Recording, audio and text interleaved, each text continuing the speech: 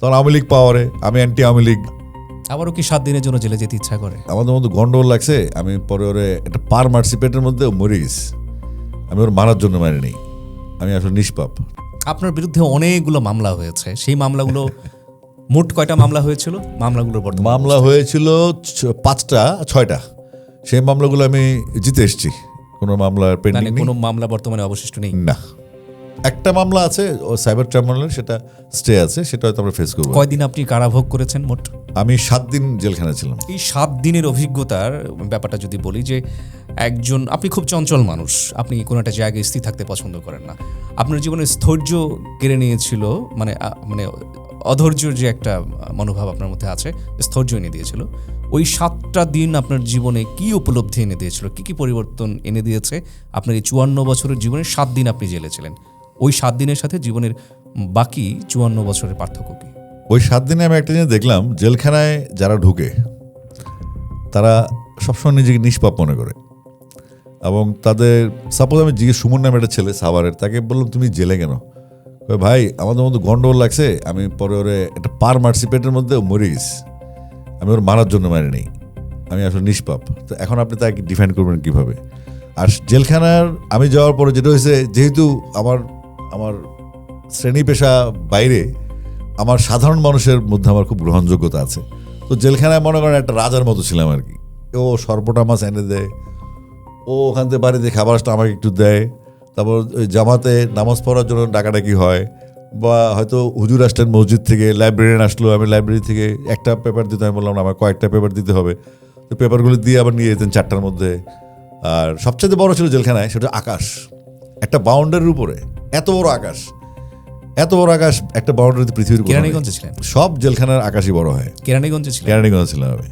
তো আবার এই জেলখানাতে বের হওয়ার পরে সবচেয়ে মানুষ আকাশটা মিস করি, একটা বাউন্ডারির মধ্যে যে জেলখানার আকাশটা পৃথিবীর সবচাইতে আবদ্ধ আকাশ, যেখানে আকাশটা আবদ্ধ না, কিন্তু দেয়ালে চেষ্টা করে রয়েছে পৃথিবীটা আটকানোর জন্য, যেটা সম্ভব না। আবারও কি 7 দিনের জন্য জেলে যেতে ইচ্ছা করে?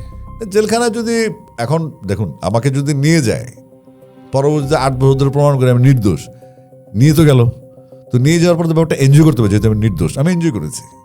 আবার যদি নিয়ে যাই আবার এনজয় করবো। যে মামলাগুলো হয়েছিল অধিকাংশই তো অন্যান্য গীতিকার সুরকাররা করেছিল, একজন। বাকি মামলাগুলো করেছিলেন কারা? ওই পুলিশ, ওগুলা ইন্টেনশনাল মামলা আর কি। মনে করেন ওরা তখন বেশ কিছু গীতিকার সুরকারের সাথে আপনার বেশ বাকবিতণ্ডা, বাকবিতণ্ডা, ওদেরকে আসলে শত্রুতা কি নিয়ে? না, শত্রুতা কিছু নেই, ওদেরকে আমি আসলে প্রমোট করেছি। যাদের নামই বলবেন তারা, ওদেরকে আমি প্রমোট করেছি। আমার গান দিয়ে কিন্তু ওরা আজকে এস্টাবলিশ, কিন্তু আমি মনে করি আমার গান দিয়ে না, তাদের নিজস্ব প্রতিভা তাদেরকে সেখানে নিয়ে গেছে। পরবর্তীতে কাজগুলি তারা হয়তো তাদের কোনোভাবে মনে হয়েছে যে আমার কাছে, তখন কিন্তু আপনার ওই রকম কপিরাইট বা এগুলো নেই। তখন আমাদের কাছে নাজির মাহমুদ ভাই আসলেন একদিন, আরও রাজেশ বাবু আসলেন, কি থেকে শুরু বললেন, আসিফ ভাই আমরা তো ডিজিটাল কন্টেন্টের এসব কপিরাইট বা ইন্টেলেকচুয়াল প্রপার্টি হিসাবগুলো বুঝি না। আমি বললাম আমিও বুঝি না, কিন্তু আমাদেরকে নিয়োগ দিতে হবে কাউকে যে বুঝে। তখন আমরা আমানুল হক রোজ নামে একজন জার্নালিস্টকে ডাকলাম, যে তখন কাজ করতে এগুলো নিয়ে। তো তখন তারা সম্মতি দেয় যে হ্যাঁ ঠিক আছে আসিফ ভাই, আপনি আমাদের গানগুলো তোলা শুরু করেন। তো সেই গানগুলো তোলার পরে কিন্তু কোনো ইনকাম আসে নেই, যে আসছে ওই কোম্পানি বন্ধ হয়ে গেছে, কোম্পানি ন্যায় হয়ে গেছে। ওই কোম্পানি থেকেই তারা হয়তো ভাবছে আমি অনেক টাকা খেয়ে ফেলছি, সে অবিশ্বাস থেকে মামলাগুলি করা।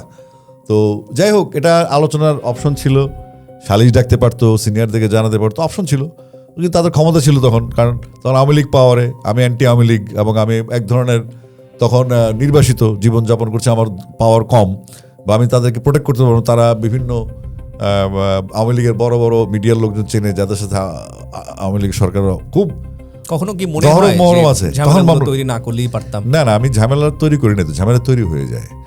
আপনি যখন একজন যোদ্ধা, আপনাকে যুদ্ধ রাখবে, আপনি দেখবেন সবসময় যুদ্ধের ঘোড়া কিন্তু বিয়ে বাড়িতে নাচে না।